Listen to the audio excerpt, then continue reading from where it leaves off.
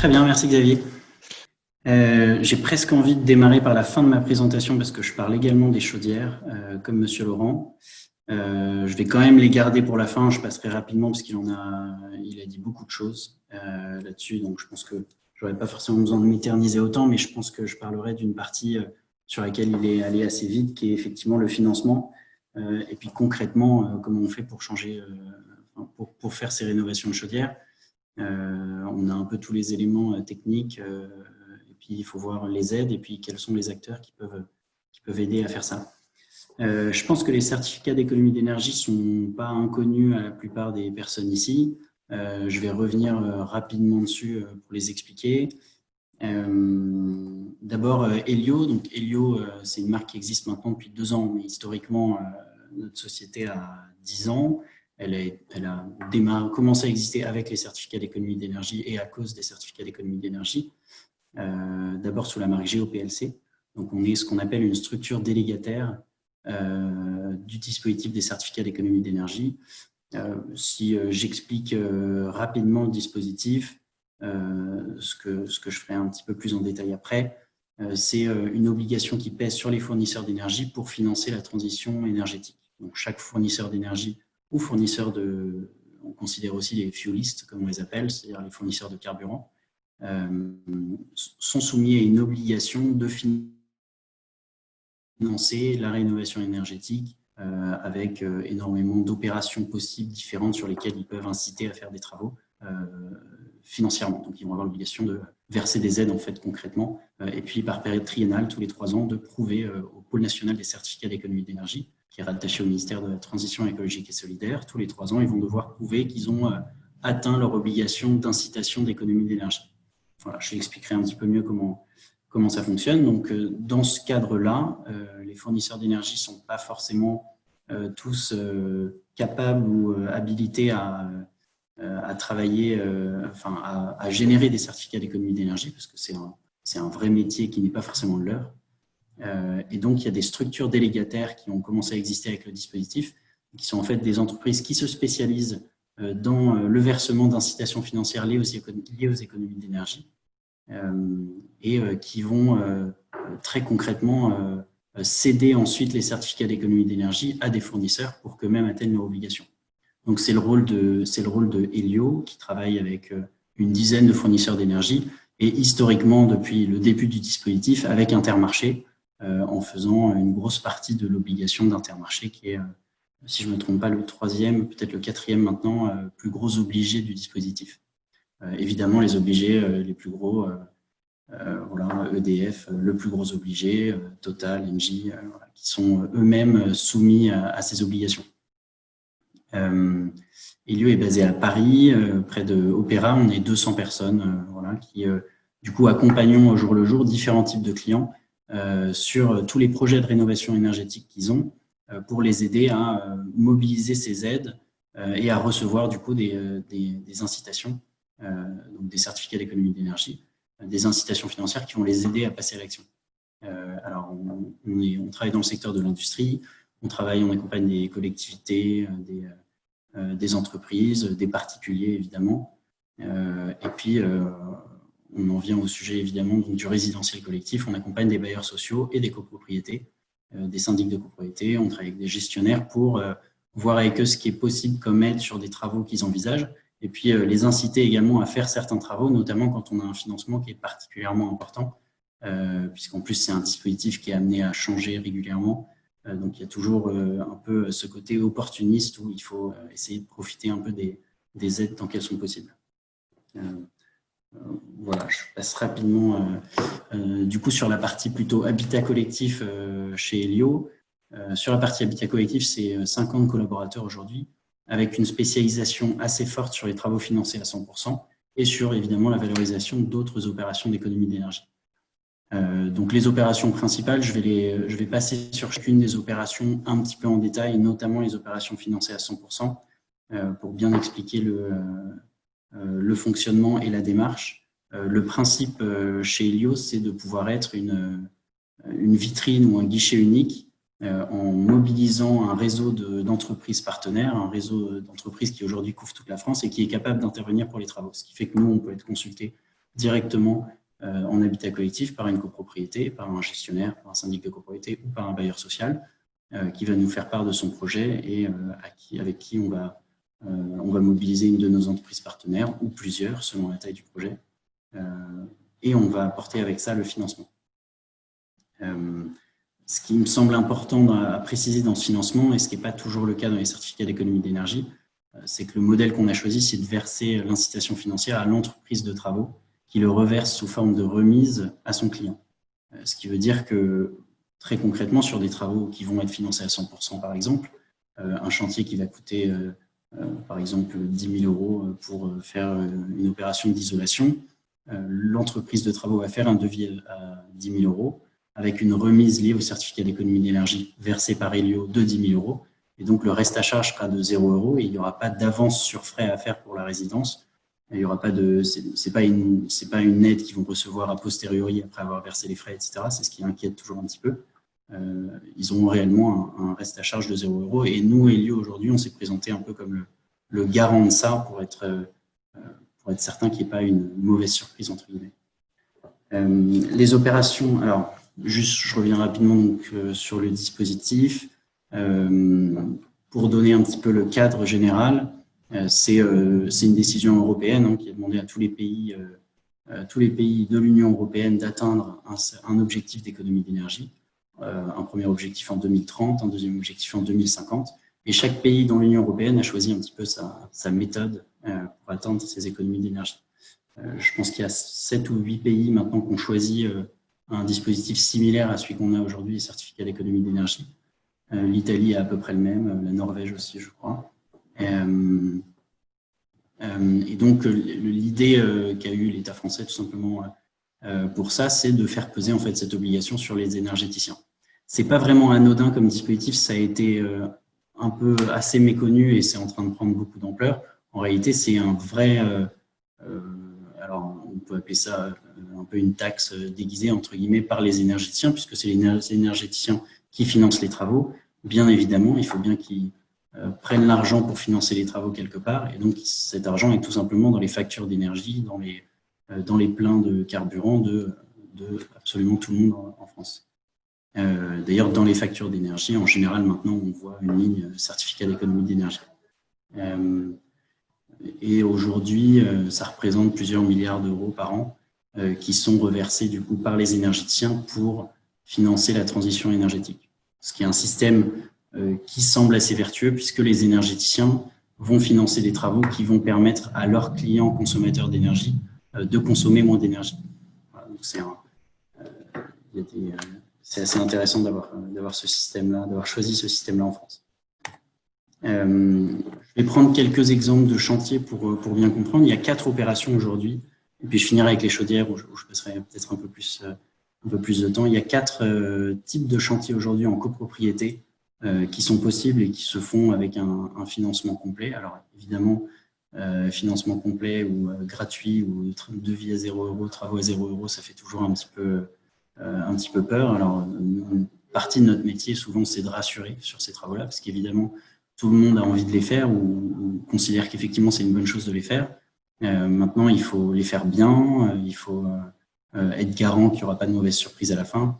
Et le dispositif DC2E en général nous a plutôt aidé là-dessus, puisqu'ils nous ont obligés à faire beaucoup de contrôles avec des bureaux de contrôle indépendants, avec Socotec, Veritas, etc. Ce qui est forcément un peu contraignant, mais qui aussi a permis d'avoir des acteurs plutôt sérieux, d'empêcher en tout cas des acteurs peu sérieux ou trop opportunistes de s'aventurer sur ces métiers-là. Donc si je prends l'exemple du calorifugage et de l'isolation des points singuliers, donc là on a une copropriété à Toulouse où concrètement une assez grosse résidence où il y a 2830 mètres linéaires de réseau anciens, donc c'est les tuyaux de chauffage et d'eau chaude qui courent dans toutes les parties communes non chauffées des résidences. Sur toutes ces parties communes non chauffées, ces réseaux entre guillemets chauds qui ont un isolant qui date, qui a 10 ans, 15 ans, 30 ans ou l'âge de la résidence, n'isolent plus vraiment. Donc en fait, il y a une grosse déperdition de chaleur à ce niveau-là. Les caves en général sont à la même température que les appartements, alors que personne n'y vit. Et donc il y a une fiche d'opération dans les certificats d'économie d'énergie qui permet de verser une prime financière pour chaque mètre linéaire isolé. Donc là, typiquement sur un cabinet comme ça, ils nous contactent directement. On fait passer un technicien.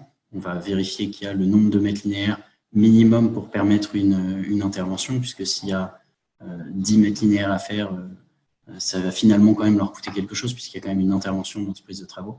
Mais à partir d'une centaine de mètres linéaires, c'est tout à fait réalisable pour une entreprise, puisque leur déplacement est amorti. Et donc, on va avoir une opération à la fin qui, pour cette résidence, a coûté un peu plus de 40 000 €, avec une prime C2E qui a permis de le financer à 100%. Donc, même pas de mouvement de trésorerie, je dirais, avec la copropriété. Le seul mouvement de trésorerie, il est directement depuis Elio à l'entreprise de travaux qui a réalisé les travaux. Et en bas à droite, on ne voit pas très bien chacun de ces travaux-là, donc c'est le cas pour lequel je joue les points singuliers, sont contrôlés ensuite par un bureau de contrôle indépendant. Donc nous, on a l'obligation de mandater. Dans ce cas-là, il me semble que c'est le bureau Socotec, donc un contrôleur qui repasse sur la résidence, qui vérifie que les travaux sont faits correctement, que l'épaisseur des isolants est suffisante, que les longueurs sont les bonnes, celles qui apparaissent sur la facture, et donc va à la fin établir un rapport de conformité. Suite à ça, ce rapport de conformité, il est envoyé au syndic de copropriété qui lui-même va aussi signer une attestation sur l'honneur de fin de travaux. Voilà. Donc il y a tout un ensemble de procédures et puis de vérifications par tous les partis, signées donc par le bureau de contrôle, par le syndic, par l'entreprise de travaux, pour s'assurer qu'il y a des travaux qui sont faits correctement. Donc chaque acteur a la possibilité de bloquer un petit peu le processus s'il y a quelque chose qui ne convient pas. Voilà. Une deuxième opération qui est possible avec un financement à 100%, alors en plus pour quelques mois encore, puisqu'il y aura une modification au 1er septembre, mais il y a déjà beaucoup de résidents, je pense, qui ont pu en bénéficier, c'est l'isolation des planchers. Je vois qu'il y a une question. Alors, la laidisation des parkings cache d'escalier. Peut-être on prendra Tanguy les questions à la fin, oui, comme ça vous coupera pas. Ouais, très bien. Dans votre présentation, oui. Pas de souci. Voilà, donc l'isolation des planchers. Donc là, par exemple, à la résidence du Grand Pavois, Paris 15e, pour les Parisiens qui connaissent peut-être cette très grosse résidence dans le sud du 15e, au bord du périphérique. Voilà, où il y avait 6400 mètres carrés de planchers bas à isoler, qui ont été faits pour un coût de 136 000 €, avec un financement complet également. Alors, les financements complets sont vérifiés. On ne peut pas dire que ce soit 100% des résidences qui puissent avoir des travaux qui soient gratuits. Ils sont évidemment à vérifier lors d'une visite technique, parce qu'il peut y avoir des éléments supplémentaires qui ne peuvent pas être pris en charge par les C2E, par exemple la dépose d'un ancien isolant. Il peut y avoir des endroits qui sont difficilement accessibles, qui sont trop hauts. Il peut y avoir un faux plafond qui empêche d'accéder directement à la dalle pour mettre de l'isolant. Donc il y a pas mal de spécificités à vérifier, qui sont vérifiées en amont évidemment par un visiteur technique pour ensuite proposer un devis. Une troisième opération qui est, je pense, très connue et où on est particulièrement vigilant, parce qu'il y a aussi eu pas mal d'histoires plutôt négatives sur cette opération-là. C'est l'isolation des combles, qui est très connue notamment parce que ça touche aussi les particuliers. Donc il y a énormément, je pense que tout le monde a déjà vu des publicités sur Internet, sur la télé, partout, à la radio, pour isoler ces combles. Pour isoler ces comptes gratuitement, comble à 1 €, etc. Alors c'est possible, donc pour ceux qui pensaient que c'était une arnaque, évidemment il faut être vigilant avec l'entreprise qu'on choisit, avec la certitude que potentiellement ils ont un historique, qu'ils ont déjà fait ce type de travaux, que leur financement ne va pas être refusé, etc. Donc j'encouragerais plutôt à travailler avec des acteurs importants, il y en a beaucoup, ou des entreprises locales. Donc là, c'est l'exemple, par exemple, c'est possible aussi dans le secteur tertiaire, puisque là, c'est l'exemple de l'hôpital Necker, où on a réalisé de l'isolation de combles sur 1000 mètres carrés environ. Donc, il y a aussi cette possibilité dans ce secteur-là, mais on le fait également, évidemment, en copropriété.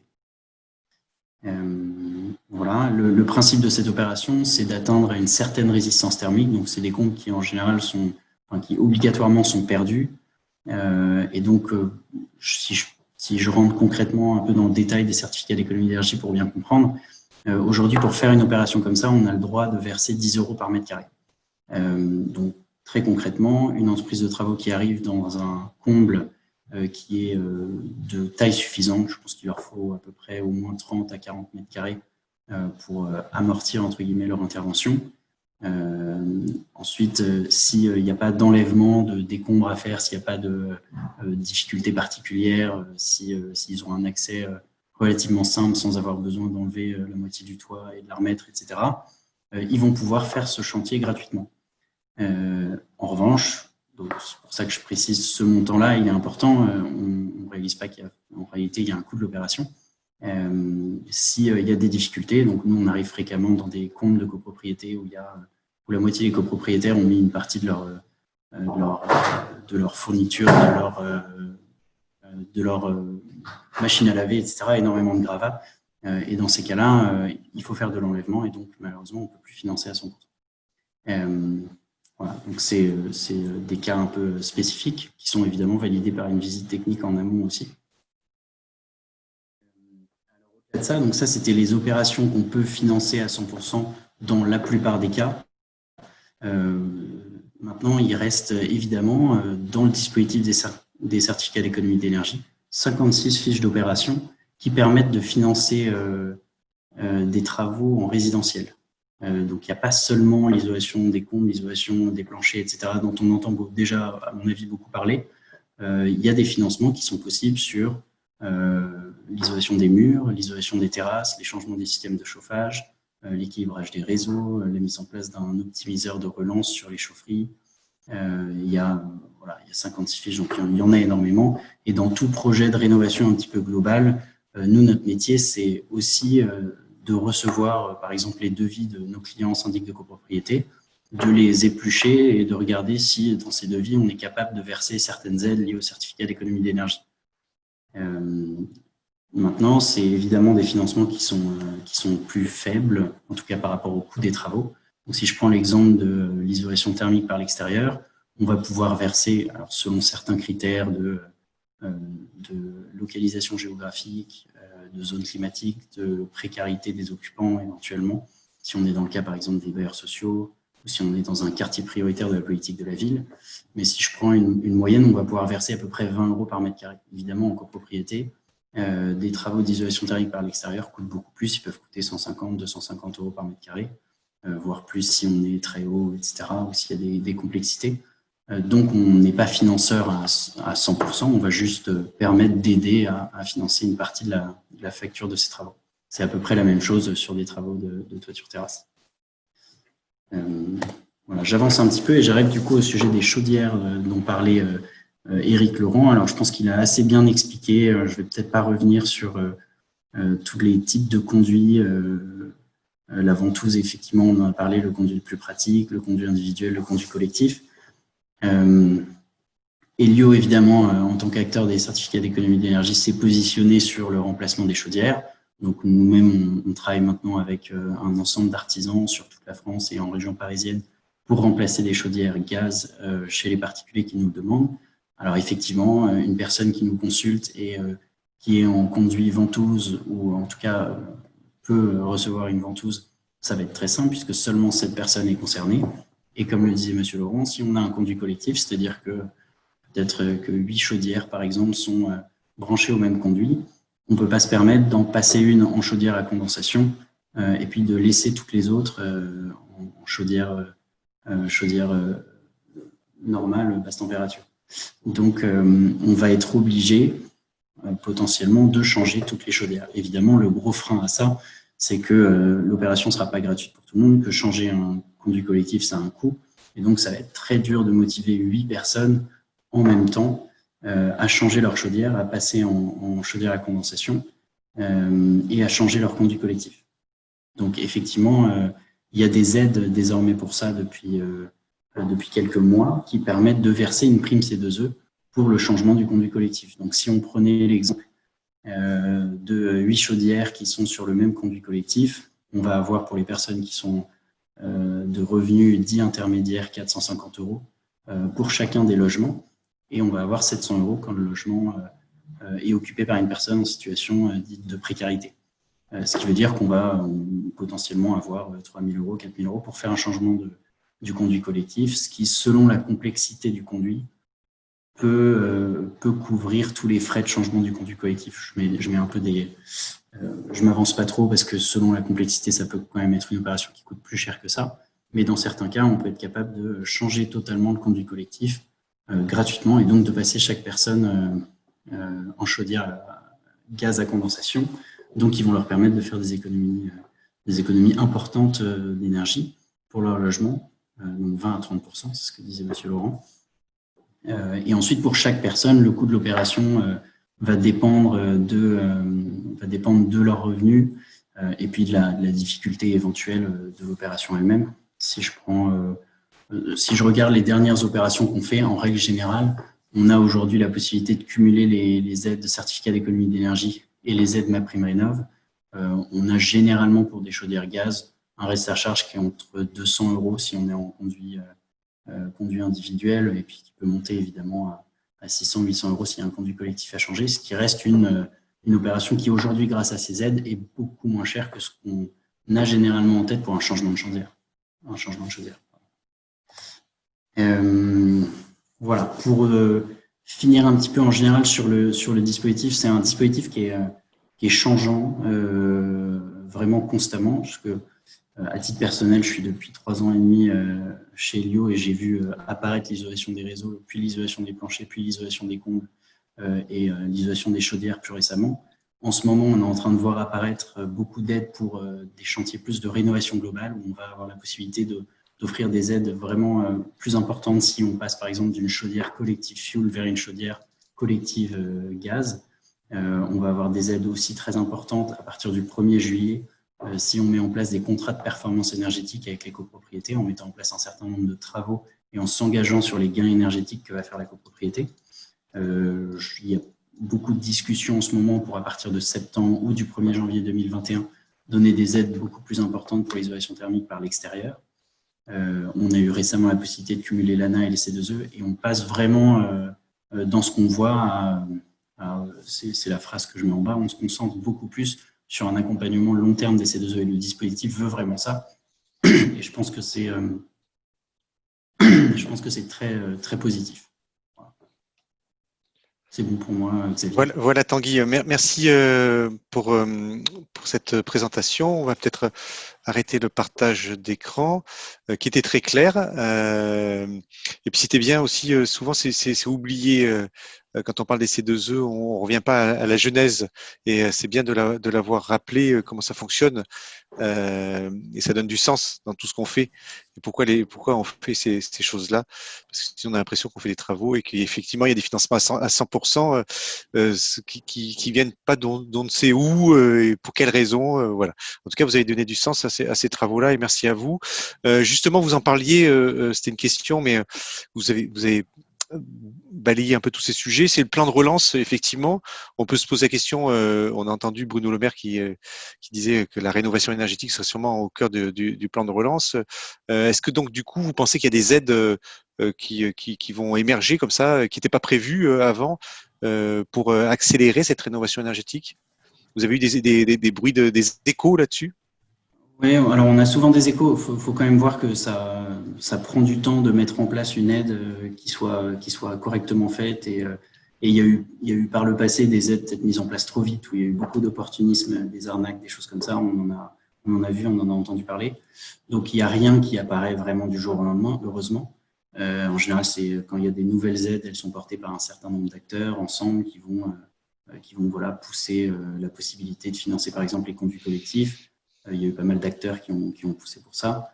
Donc, c'est les derniers que j'ai mis, je pense, dans ma fiche. L'isolation thermique par l'extérieur, je pense, va être un des sujets importants d'ici 1 an où il y aura des aides importantes. On a déjà eu pendant 2-3 ans des aides importantes sur les LED, sur la mise en place de luminaires qui soient à plus basse consommation. Aujourd'hui, il y a beaucoup de choses qui se mettent en place sur les systèmes de chauffage et pour vraiment, alors ça c'est une volonté politique, mais pour vraiment se débarrasser du fioul.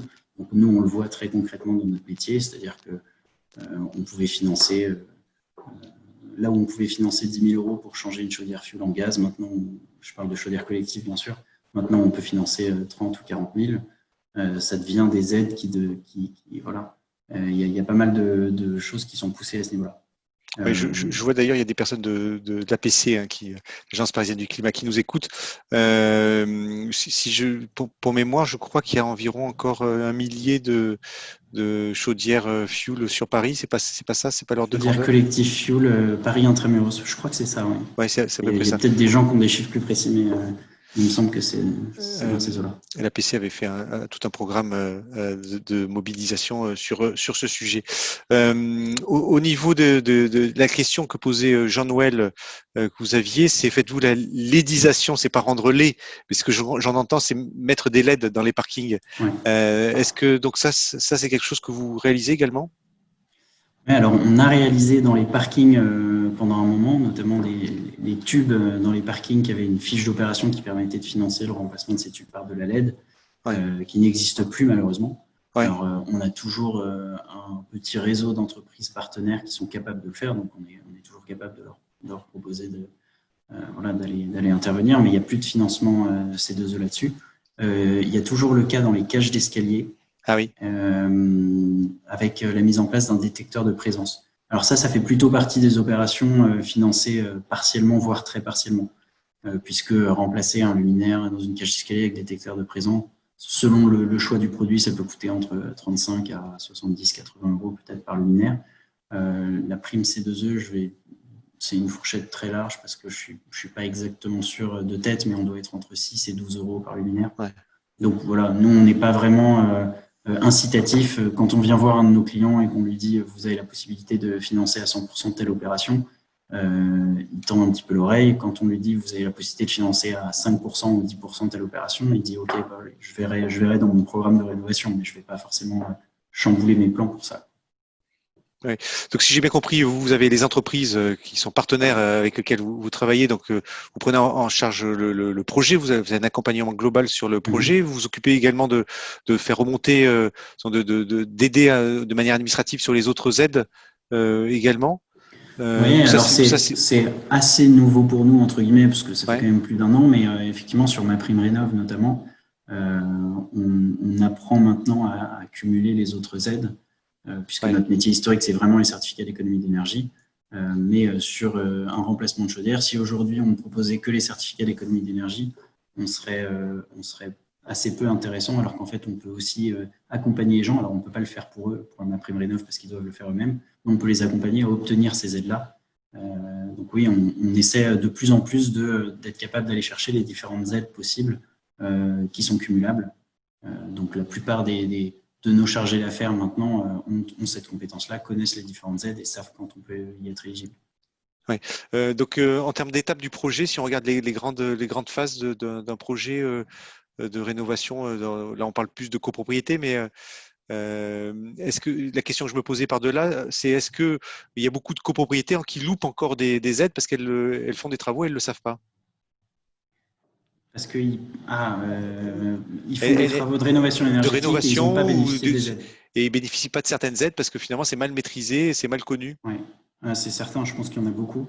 C'est un gros travail qu'on essaie de faire de sensibilisation en disant pensez bien quand vous faites tel type de travaux. Le problème, c'est que un syndic de copropriété, par exemple, va parfois considérer que c'est à l'entreprise de travaux de le faire ou au bureau d'études, au maître d'œuvre, en tout cas de se renseigner. Inversement, l'entreprise de travaux n'est pas forcément si connaisseur, si versé dans les certificats d'économie d'énergie ou les autres aides pour les demander. Et on se rend compte que parfois, quand on en parle, on nous dit j'ai justement un dossier l'année dernière où on a remplacé la chaudière, où on a fait tel type d'isolation. Et malheureusement, les certificats d'économie d'énergie pour être atteignables, enfin pour pouvoir les obtenir plutôt, doivent intervenir en amont. C'est-à-dire que nous, on a l'obligation de prouver qu'on a eu un rôle actif et incitatif pour entraîner les travaux. Très concrètement, ça veut dire soit la prime C2E ou la prime liée au certificat d'économie d'énergie apparaît sur le devis, ce qui prouve que la personne qui a signé le devis savait qu'il y avait des certificats d'économie d'énergie, ou alors il a signé avant de signer son devis un accord d'incitation financière ou un contrat qui lui fait bénéficier de certificats d'économie d'énergie. Et si on intervient après et qu'on nous dit voilà, je viens de recevoir la facture, on a isolé les murs de la copropriété, nous malheureusement on ne peut absolument rien faire. Et on a pas mal de cas comme ça. Donc je pense que oui, il y a beaucoup d'opérations malheureusement qui bénéficient pas de ça, alors que ils n'ont pas grand-chose à faire pour le coup pour les avoir. Oui. Dans beaucoup de projets de rénovation énergétique, il y a finalement l'architecte. Ce qu'on conseille, hein, c'est d'avoir trois personnes. C'est l'architecte, le bureau d'études et l'ingénieur financier. Donc, mais si l'ingénieur financier n'est pas là, normalement, il doit faire ce travail de valorisation, en tout cas d'étude des différentes aides. S'il n'est pas là, il faut à tout prix que la copropriété vienne vers vous dès le début du projet. Oui, absolument. Alors du coup, on essaie de venir un peu vers les copropriétés, mais malheureusement, on ne peut pas être partout. Donc, ça serait le conseil à passer. Voilà, je vous remercie.